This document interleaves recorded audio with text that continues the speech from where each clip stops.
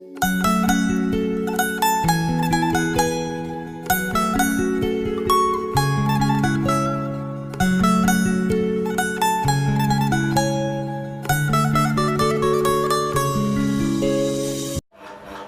हिंद प्यारे बच्चों और साथियों।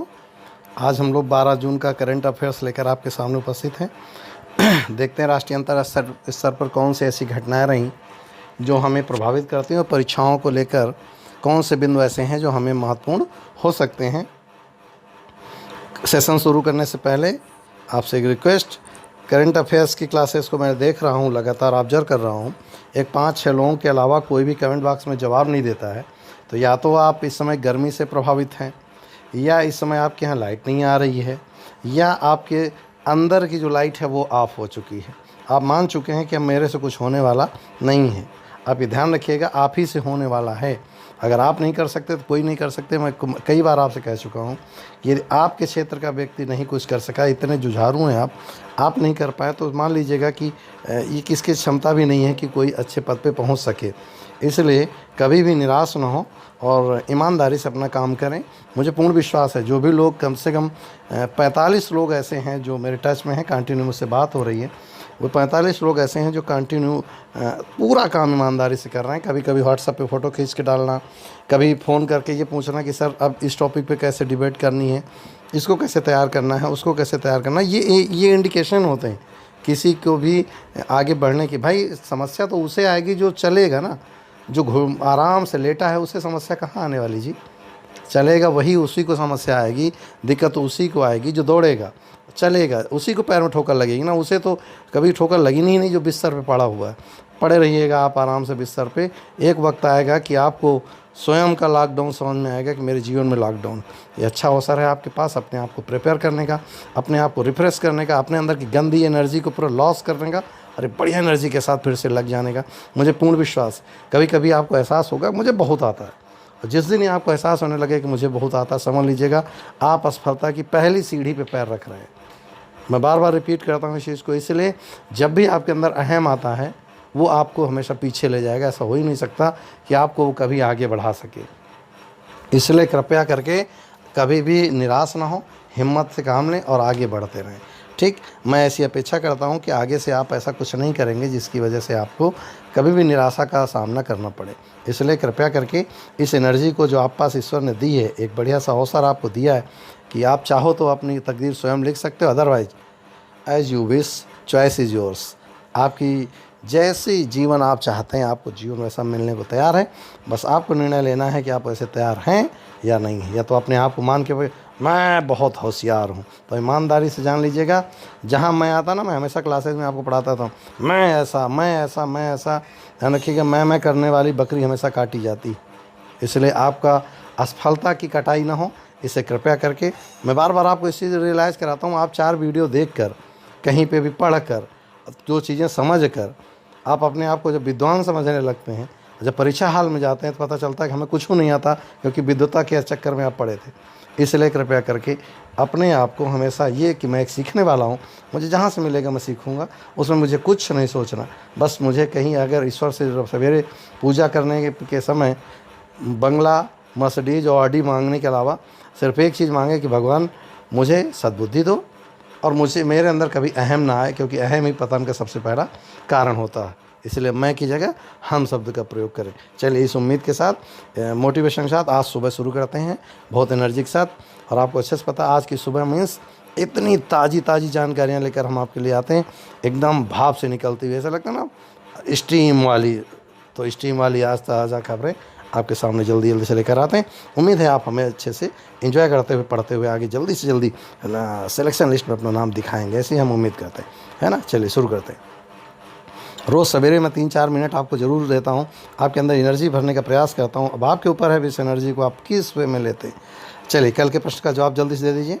चर्चा में रिचर्ड डॉक्सन पुरस्कार, ये सवाल हमने आपसे पूछा था, किस भारतीय को प्रदान किया गया? भैया किरण एम शाह, CB जॉर्ज, जावेद अख्तर, अनिल बेलूरी।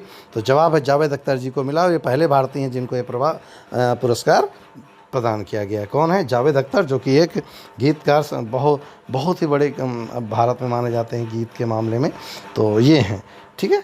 तो जवाब होगा जावेद अख्तर। और गर्व की बात है भारत को पुरस्कार मिलना। चलिए, बहुत अच्छा सा सवाल आपको लेकर आए। हैंडसम टाइप का फिगर देखिए ज़रा सा। यस, कोस्टल गार्ड का एक कुछ है ना, देखिए तटरक्षक लिखा है। चलिए आते हैं चर्चा में। कनकलता बरुआ का संबंध किससे है? नोट करेंगे क्या चीज़? कनकलता बरुआ का संबंध किससे है? फिर रिपीट कर रहा हूँ, कनकलता बरुआ का संबंध किससे है? तो ये है किससे? भारतीय तटरक्षक पोत। नोट करेंगे, भारतीय तटरक्षक पोत है कनकलता बरुआ। आपसे क्वेश्चन पूछेगा इनमें से कनकलता बरुआ क्या है, तो आपको जवाब देना होगा ये रामकली नहीं बल्कि एक भारतीय तटरक्षक पोत है। चलिए क्या है? गार्डन रीच शिप बिल्डर्स एवं engineers limited that is GRSE ने फास्ट पेट्रोल वेसल्स मीन्स बहुत तेज़ी से गति से कार्य करने वाला श्रृंखला का 5वीं और आखिरी पोत ICGS का मतलब आप जानते होंगे, Indian coastal guards service. ICGS Kanaklata Barua भारतीय तटरक्षक बल को सौंप दी है। यह हुगली के तट पर स्थित रक्षा PSU शिपयार्ड द्वारा सौंपा गया 105वां पोत है। ध्यान रखेंगे 2014 के बाद जब से NDA की गवर्नमेंट आई है तब से देश में कोस्टल गार्ड पे बहुत तेज़ी से काम हो रहा है। ये आपके लिए अच्छा है और इस पर एक डिबेट हो सकती है अच्छी सी। इससे पहले GRSE भारतीय तटरक्षक बल को इस श्रृंखला की FPVS ICGS प्रदर्शनी, नोट करेंगे क्या? ICGS प्रदर्शनी ये भी कोस्ट गार्ड है। ICGS एनी बेसेंट और ICGS अमृत कौर पोत सौंप चुका है। यानी कि 1, 2, 3 आपको पहले से और ये वाला अगला है ना। चलिए आगे चलते हैं। ब्लैक लाइव मैटर्स रट लीजिए हर परीक्षा का प्रश्न बनाने के लिए। यस, फ्लैग याद आया? कौन है फ्लैग? चलिए बात करते हैं।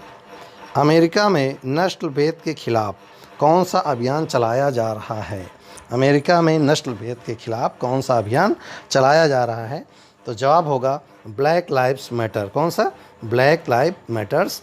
आपको अच्छे से पता है जो दुर्घटना हुई अमेरिका में, फ्लैट को गले में लात रखकर जिस तरह पुलिस ऑफिसर ने मारा, आपने सबने वीडियो में देखा होगा, और काफ़ी देर रखे रहा, उससे उसकी मृत्यु हो गई। ये उचित नहीं है। आप दुनिया को डेमोक्रेसी की बात बताते हो और स्वयं डेमोक्रेसी का पालन नहीं करते। यही चीज़ चाइना के साथ, यही पाकिस्तान, इन दोनों दुष्ट देशों के साथ है। ये बड़ डेमोक्रेसी करते हैं और लोगों के मूल अधिकार छीन रखे हैं। चलिए अगला है, ये है ब्लैक लाइव मैटर। USA के बारे में चाहे तो आप लिख के हमको जवाब दे सकते हैं। ठीक है, अगला देख लीजिए क्या है figure. Yes, national fertiliser limited 9 युवाओं के ज्ञान संवर्धन हेतु किसके साथ समझौता किया है? नेशनल फर्टिलाइजर्स लिमिटेड ने 9 युवाओं को ज्ञान के संवर्धन हेतु किसके साथ समझौता किया? तो ITI के साथ समझौता किया है। पंजाब के नंगल में स्थित, नोट करेंगे, पंजाब के नंगल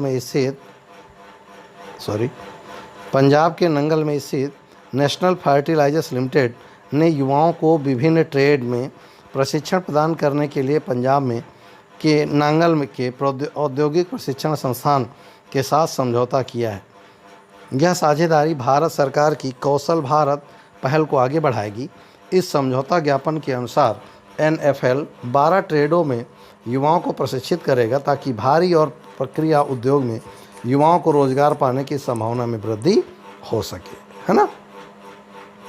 अगला है, जरा गौर से देख लीजिएगा। यस, चर्चा में प्रति बूंद अधिक उपज के तहत, नोट करेंगे, प्रति बूंद अधिक उपज, इसे स्प्रिंकल सिंचाई कहते हैं। देखो सामने आपके फिगर है, स्प्रिंकल माने छिड़काव वाली सिंचाई। चर्चा में प्रति बूंद अधिक उपज के तहत भारत सरकार ने राज्यों को कितनी धनराशि आवंटित की है? तो 4000 करोड़ की राशि आवंटित की है स्प्रिंकल सिंचाई को लेकर। क्या है जरा देखिए, प्रधानमंत्री कृषि सिंचाई योजना दैट इज PMKSY योजना के प्रति बूंद अधिक फसल पर ड्रॉप मोर क्रॉप, नोट करेंगे इसको, क्या नोट करेंगे जरा देखिए, पर ड्रॉप मोर क्रॉप, मैंने हिंदी में इसको ऊपर लिखा है प्रति बूंद अधिक फसल घटक के तहत राज्य सरकारों को 4000 करोड़ रुपए आवंटित किए हैं। इस फंड का वार्षिक आवंटन राज्य सरकारों द्वारा चिन्हित लाभार्थियों को वितरित किया जाएगा जो स्प्रिंकल सिंचाई पे काम कर रहे हों। चलिए देख लेते हैं। यस, जंगल के राजा हैं भाई, इनके बारे में कुछ बात करनी होगी। चलिए, चर्चा में नवीन रिपोर्ट के अनुसार भारत में एशियाई शेरों की संख्या में कितने प्रतिशत वृद्धि दर्ज की गई है। चर्चा में नवीन रिपोर्ट के अनुसार भारत में एशियाई शेरों की संख्या में कितने प्रतिशत वृद्धि दर्ज की गई है, तो 29%। ये बहुत अच्छी बात है। ठीक, तो भारत में एशियाई शेरों की आबादी में हुई 29% की रिकॉर्ड, भारत में एशियाई शेरों की आबादी में 29% की रिकॉर्ड वृद्धि दर्ज की गई है। एशियाई शेरों की संख्या साल 2015 में 523 से बढ़कर 2020 में 674 हो गई है, जो शेरों की आबादी में 29% की वृद्धि को दर्शाता है। पश्चिमी गुजरात में स्थित गिर अभयारण्य, गिर गुजरात आपको रट रखा है, में यह जंगली शेर पाए जाते हैं। यह घोषणा गुजरात सरकार दी की। देखिए, गिर गुजरात में गधों के लिए भी है, गधों के लिए ना, इसके लिए भी। और बात है गुजरात के लिए, तो चलिए, एक मैंने कहा था ना, जीएस बिल्कुल नए हैंडसम रूप में मिलेगा आपको। भारतीय मैप को देख लीजिएगा, तो ये है हमारा गुजरात, है ना। ये देखिए, यहाँ पर अब खाड़ी, यहाँ पर कच्छ की खाड़ी, खम्भात की खाड़ी, कच्छ की खाड़ी है ना ये। तो ये है हमारा गुजरात राज्य। अब गुजरात के बारे में देखेंगे, कैपिटल क्या है, गांधीनगर। सीएम कौन है, विजय रूपाणी। राज्यपाल कौन है, आचार्य देवव्रत। ये हर रोज़ आपको लेटेस्ट मिला करेगा। जिस भी राज्य के बारे में होगा उसका मैप, उसकी सारी जानकारी आपको यहीं पर एक जगह पे मिल जाएगी, कहीं जाने की आवश्यकता नहीं होगी। हाँ, अब गुजरात के बारे में ज़्यादा से ज़्यादा आपको लिखने की आवश्यकता है, ताकि ज़्यादा से ज़्यादा आप जानकारी एकत्र कर सकें, है ना। चलिए, वर्ल्ड यूनिवर्सिटी रैंकिंग, बहुत अच्छी बात है। क्यूएस वर्ल्ड यूनिवर्सिटी रैंकिंग क्या है। क्यूएस यूनिवर्सिटी रैंकिंग में भारत के कितने विश्वविद्यालय शामिल किए गए हैं, तो केवल 8 विश्वविद्यालय शामिल हैं। ये बड़ी हीनता की भावना है। क्यूएस वर्ल्ड यूनिवर्सिटी की ताज़ा रैंकिंग हुई जारी, केवल 8 भारतीय संस्थानों को मिली जगह। क्यूएस यूनिवर्सिटी की ताज़ा रैंकिंग जारी की गई है। क्यूएस वर्ल्ड यूनिवर्सिटी रैंकिंग 2021 की शीर्ष 500 यूनिवर्सिटी में केवल 8 भारतीय संस्थान को जगह दी गई। आईआईटी बॉम्बे अपने पिछले साल की रैंकिंग में से 20 पायदान फिसल कर नीचे आ गया है। आईआईएससी को एक पायदान का नुकसान हुआ, जबकि आईआईटी दिल्ली 182 रंग से फिसल कर नीचे आ गए। देखते हैं क्या कौन है। सबसे पहले हम वर्ल्ड की स्थिति देखते हैं, तो सबसे पहला नंबर 1 पे है मैसाचुसेट्स इंस्टीट्यूट ऑफ टेक्नोलॉजी। कहाँ पर है, यूएसए में। नोट कर लेंगे, मैसाचुसेट्स। कौन सी यूनिवर्सिटी को प्रथम स्थान मिला, तो अमेरिका की मैसाचुसेट्स, है ना। अगला है स्टैनफोर्ड यूनिवर्सिटी, ये भी कहाँ है, यूएसए में। हार्वर्ड यूनिवर्सिटी, ये भी अमेरिका में। कैलिफोर्निया यूनिवर्सिटी, ये भी अमेरिका में। इसके बाद नंबर आता है ऑक्सफोर्ड यूनिवर्सिटी, ब्रिटेन की। 172वें नंबर पर, यानी मेरी पहली यूनिवर्सिटी कौन है, Indian institute of technology Bombay, ये है हमारी पहली। इसके बाद 185 नंबर पर Indian institute of IISc Bangalore, Bharat में। 193 स्थान पर है Indian institute of technology, Delhi. अगला देखते हैं, अगला है Indian institute of Bangalore, Delhi. Indian institute of technology, Madras. Indian institute of technology, Kharagpur.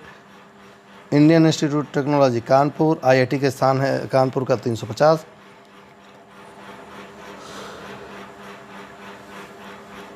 Roorkee की तो स्थिति बहुत बुरी हो गई, 383 का भी मुझे याद है, जब हम पढ़ाई किया करते थे, इंटर पास आउट हुए थे, तो इसकी रैंक नंबर 1 हुआ करती थी। 470 नंबर पर है आईआईटी गुवाहाटी। तो ये महत्वपूर्ण थे संस्थान, यानी कुल मिला के भारत के 8 संस्थान इसमें शामिल किए गए हैं। ये बहुत दुखद है। कानपुर यूनिवर्सिटी का तो कहीं अता पता नहीं है। चलिए, फिगर को गौर से देख लीजिए। इस समय एथलेटिक्स पर गाज गिरी है, कुछ ना कुछ रोज़ गलत हो रहा है। चलिए, चर्चा में रूस के किस खिलाड़ी पर डोपिंग के मामले में 4 साल का प्रतिबंध लगाया गया। ये डोपिंग आप जानते हैं, एक निश्चित से अधिक मात्रा में एक्साइटिंग दवा लेना या प्रतिबंधित दवाओं का सेवन करना, ताकि आपकी कार्य की गति क्या हो जाए, तीव्र हो जाए, तो इसे कहते हैं डोपिंग। तो ये है अलेक्जेंडर सोसोव। कौन है, अलेक्जेंडर सोसोव। रूस के अलेक्जेंडर सोसोव पर डोपिंग के लिए लगा 4 साल का ban. Court of arbitration for sports द्वारा पूर्व यूरोपीय हाई जंप चैंपियन अलेक्जेंडर सोसोव पर प्रतिबंधित पदार्थ डोपिंग का सेवन के प्रयास के लिए 4 साल के प्रतिबंधित कर दिया गया। अपने यहाँ याद होगा, चानू जी थी, उन पर प्रतिबंध लगा था। आज उनका प्रतिबंध क्या कर दिया गया है, हटा दिया गया है, यानी वो निर्दोष पाई गई हैं।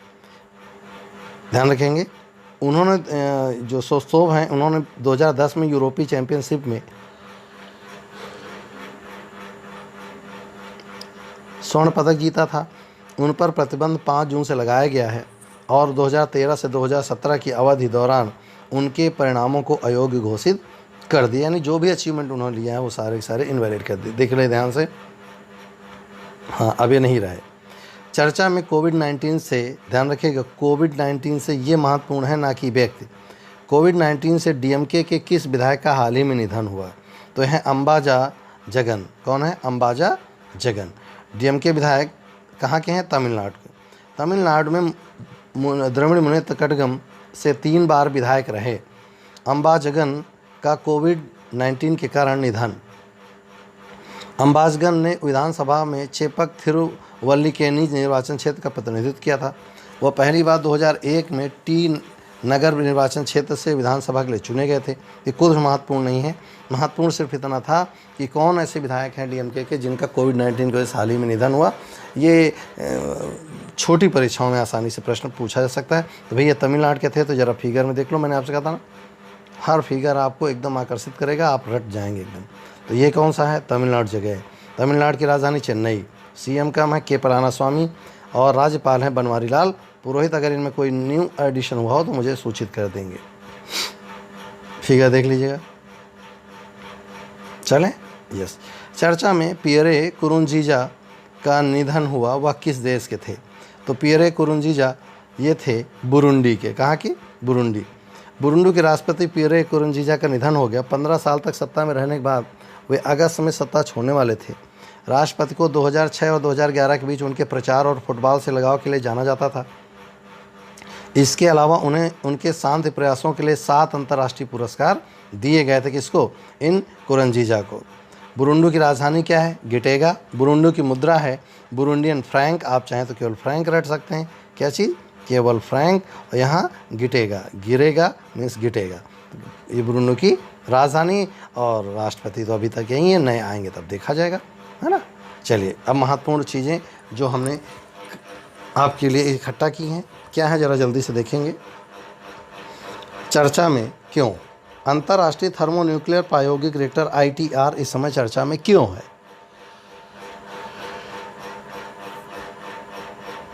चलिए देखते हैं। फ्रांस में स्थित दुनिया के सबसे बड़े परमाणु संयंत्र रिएक्टर में भारत द्वारा निर्मित क्रायोस्टेट को सफलतापूर्वक रिएक्टर भवन में स्थापित कर दिया गया है। इस उपकरण को गुजरात में लार्सन एंड टुब्रो द्वारा तैयार किया गया है। लार्सन एंड टुब्रो की भारी इंजीनियरिंग शाखा ने लॉकडाउन के इस क्रायोस्टेट को तैयार करने के लिए उपकरणों की आपूर्ति की ताकि ITER परियोजना सुचारू रूप से चलती रहे। अब ये क्या है क्रायोस्टेट? देखिए, निम्न ताप स्थापी या क्रायोस्टेट एक ऐसी युक्ति है जो अपने अंदर रखी वस्तुओं का तापमान अत्यंत कम बनाए रखने के लिए प्रयुक्त होती है। L&T लार्सन एंड टुब्रो द्वारा निर्मित क्रायोस्टेट रिएक्टर के वैक्यूम वेसल के चारों ओर अभेद कंटेनर बनाकर एक बहुत बड़े रेफ्रिजरेटर की तरह काम करता है। क्या है ITER प्रोजेक्ट? यह दुनिया की सबसे बड़ी शोध परियोजनाओं में से एक है जिसके तहत संलयन शक्ति के वैज्ञानिक और तकनीकी व्यवहार्यता पर काम किया जा रहा है। लिटिल सन के नाम से जाने जाने वाले इस प्रोजेक्ट को इंटरनेशनल थर्मोन्यूक्लियर एक्सपेरिमेंटल रिएक्टर यानी ITER कहा जाता है। नोट करेंगे, आपकी छोटी परीक्षाओं के लिए तो यही ITER का फुल फॉर्म ही पर्याप्त है। क्या है? International thermonuclear experimental reactor, that is ITER। ITER project की शुरुआत साल 2013 में फ्रांस के काराहास में की गई थी, जिसके लिए सभी सदस्य देशों ने इसके निर्माण में वित्तीय सहायता उपलब्ध कराई थी। इस परियोजना में भारत समेत 7 सदस्य देश, नोट करेंगे, अमेरिका, रूस, दक्षिण कोरिया, चीन, जापान और यूरोपीय संघ शामिल हैं। अब इसका अच्छा क्यों कर रहे हैं, ज़रा इसका मतलब देख लीजिएगा। क्या क्या मिलेगा इससे? दरअसल परमाणु ऊर्जा से 2 तरह से हासिल की जा सकती है। इनमें परमाणु के नाभिकों का विखंडन और परमाणु के नाभिकों के संलयन जैसे तरीके शामिल हैं। आप जानते हैं परमाणु सूर्य की अपार ऊर्जा का स्रोत क्या है? कमेंट्स बॉक्स में बताएं।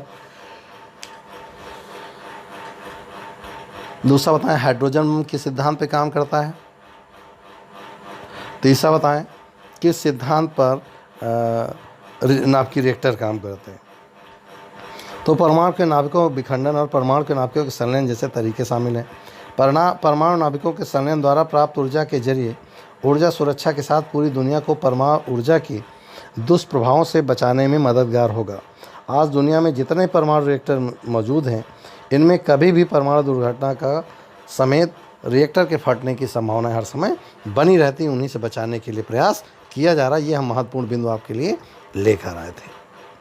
चलिए ये देख लीजिएगा भैया, ये देश कौन सा है? मैक्सिको। कौन सा देश है? मैक्सिको। ऊपर कौन है? यूएसए। नीचे मानागुआ, निकारागुआ और पनामा नहर, है ना। चलिए देखते हैं। मैक्सिको, राजधानी क्या है? Mexico city. मुद्रा है मैक्सिकन पेसो। भाषा है स्पेनिश। और राष्ट्रपति हैं एंड्रेस, देखिए यहाँ लिखा है एंड्रेस मैनुअल लोपेज ओब्रादोर। कौन है? Andres Manuel Lopez Obrador. GDP में 1.21 ट्रिलियन यूएसडी 2018 के आधार पर इनका स्थान है। ये वहाँ का राष्ट्रीय ध्वज है। और ये है आपके लिए अभ्यास का प्रश्न। उम्मीद है आप जैसे हमेशा जवाब देते रहें वैसे आज भी जवाब देते रहेंगे। रेटिंग एजेंसी S&P ने भारत की जीडीपी कितने प्रतिशत तक गिरने का अनुमान लगाया है? नोट करेंगे। स्टैंडर्ड एंड पुअर ने भारत की जीडीपी कितने प्रतिशत तक गिरने का अनुमान लगाया है?